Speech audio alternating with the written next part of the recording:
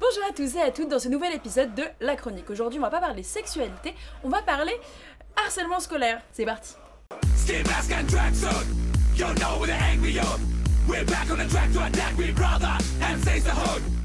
Notez que pour cet épisode, je me suis entretenue avec une psychopraticienne spécialisée dans le harcèlement scolaire. Voici les bails. Déjà, la question à se poser, c'est pourquoi un enfant est harcelé? Eh bien c'est très simple. Et ben en fait, pas tant que ça. On aura tendance à associer la raison pour laquelle une personne est harcelée à la teneur des insultes qu'elle reçoit. Par exemple, si une personne est grosse et se fait insulter à ce sujet-là, on aura tendance à penser que c'est la raison pour laquelle il se fait harceler, parce qu'elle est grosse. Du coup, elle sort des normes, du coup on va l'insulter. Voilà. Si un enfant est harcelé, ça va plutôt être à cause de sa fragilité, à cause de sa vulnérabilité. Personne n'est à l'abri de se retrouver vulnérable. Par exemple, le divorce de ses parents, la mort de son animal de compagnie, des problèmes de sommeil, des problèmes de santé. Bref, il y a plein de choses qui peuvent chambouler la vie de quelqu'un et d'un jour à l'autre qui peut se retrouver vulnérable au monde qui l'entoure, je dirais. Mais pourquoi, me direz-vous, pourquoi être si méchant? Bon, on va pas faire de la philo de comptoir, mais grosso modo, c'est plutôt accepter l'idée que si personne 1 emmerde systématiquement personne 2, c'est que ça la met en position de pouvoir. Et être en position de pouvoir par rapport à quelqu'un, ça va donner à personne 1 une sorte de valeur sociale supplémentaire au sein de l'établissement scolaire. Et également, ça lui apporte peu de chances de se faire emmerder à son tour. Et ça, personne n'en a envie. Cumule à ça le fait que la popularité dans une cour de récréation est extrêmement importante, bref, il y a beaucoup à gagner en réalité à harceler une autre personne. La bonne ambiance ? Ouais, ça craint. Et les personnes vont continuer à embêter la personne vulnérable, créant ainsi une situation de harcèlement parce que ça va fonctionner. Alors je sais, on nous a toujours dit quand on était enfant, réagis pas, sinon ils vont continuer. Ben en fait, il y a une partie de vrai.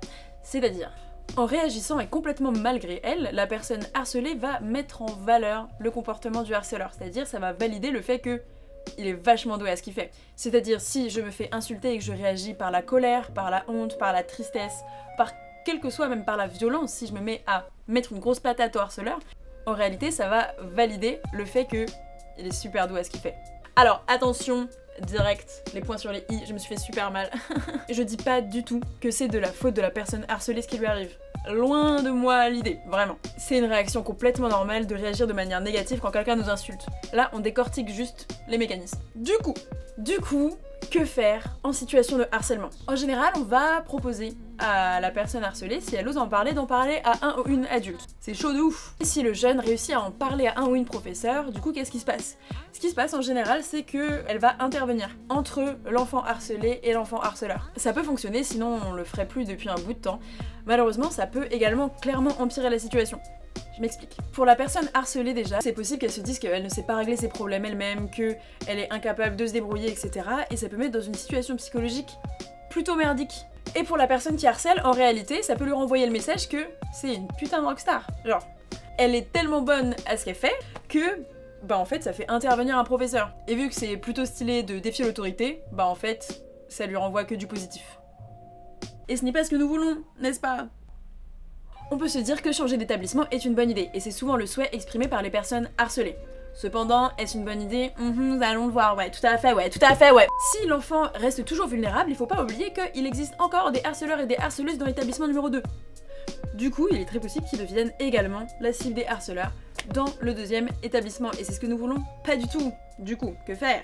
En réalité, j'en suis un peu l'exemple parfait, je sais pas si vous pouvez voir, mais j'ai un nez un peu en couille, ouais, tout à fait, car... Hashtag storytime, hashtag lâchez vos likes, les pouces bleus. Quand j'étais en 6ème, je me faisais taper dessus. Je pense que l'expression est assez adéquate, du coup je vais la garder dans un coin de mon cœur. On m'a changé d'établissement à la fin de l'année. J'en étais absolument ravie. J'ai trimballé mon comportement de bonne grosse vicose de établissement 1 à établissement 2. C'était plus les coups, cependant, c'était les insultes en permanence, et au final, c'est ce qui m'a laissé le plus de séquelles. Il faut vraiment pas penser que si c'est que des insultes, ce n'est pas grave, vraiment, ça peut détruire tout autant, voire plus que les coups. Gardez ça dans le coin de votre tête, ça fait réfléchir. Changer d'établissement, ça peut fonctionner, mais c'est pas forcément viable. Voilà, ça peut mettre dans des situations au final plus compliquées. Trêve d'expérience personnelle, c'était juste pour illustrer le fait que changer d'établissement peut être une bonne idée comme ne peut pas l'être du tout. Voilà, c'était super intéressant, merci beaucoup, allez ciao. La meilleure des solutions pour la personne harcelée reste de régler son problème seul. Quand je dis seul, ça veut pas dire seul. Il faut absolument qu'il soit aidé, qu'il soit entouré, qu'il soit cru, qu'il soit soutenu par d'autres personnes. Cependant, il faut pas que les personnes qui harcèlent voient tout ça, en gros. Comment faire, me diriez-vous? Comment faire? Vu que le principe même du harcèlement, c'est d'affirmer son pouvoir sur la personne harcelée. L'idée, ça va être de démanteler la situation, de faire en sorte que la personne qui harcèle ne soit plus en situation de pouvoir, ne soit plus en maîtrise de la situation. Du coup, je vais illustrer ça comme un adulte, clairement, parce que je pense qu'au bout d'un moment, un peu de maturité vous ferait pas de mal. Vous êtes chaud? Moi, je suis chaud comme la braise. Le petit poney, c'est la personne qui harcèle, et le T-Rex, c'est la personne qui se fait harceler. Parce que why the fuck not?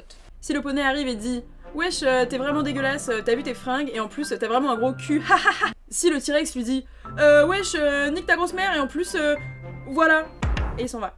Quelle que soit sa réaction, vu qu'il a eu une réaction émotive et visible, bah en fait, ça va valider le comportement du petit poney en mode « Hey, j'ai réussi, haha, je l'ai sorti de ses gonds !» Ce que nous voulons, c'est l'inverse. C'est que la personne qui harcèle ait grave le seum de ce qui vient de se passer parce que ça n'allait pas du tout selon son plan.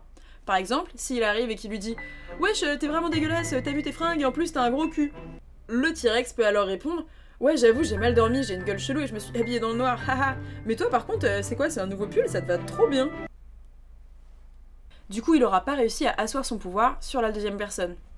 Ce qui est quand même plutôt pas mal. Bref, c'est vraiment qu'un exemple. Selon la situation, il y a vraiment plein d'autres réponses un petit peu impactantes comme ça qui peuvent renverser la situation de pouvoir. La personne que j'ai entretenue spécialisée dans le harcèlement scolaire avait d'autres exemples. L'histoire d'une jeune personne qui était harcelée sur un groupe Facebook qui a été créé exprès pour se moquer d'elle, donc faire des montages en baleine, etc. La bonne ambiance. Ce qui s'est décidé après cet entretien avec la professionnelle, c'est que la jeune a elle-même intégré le groupe Facebook et a posté elle-même des montages d'elle en baleine, ce genre de choses.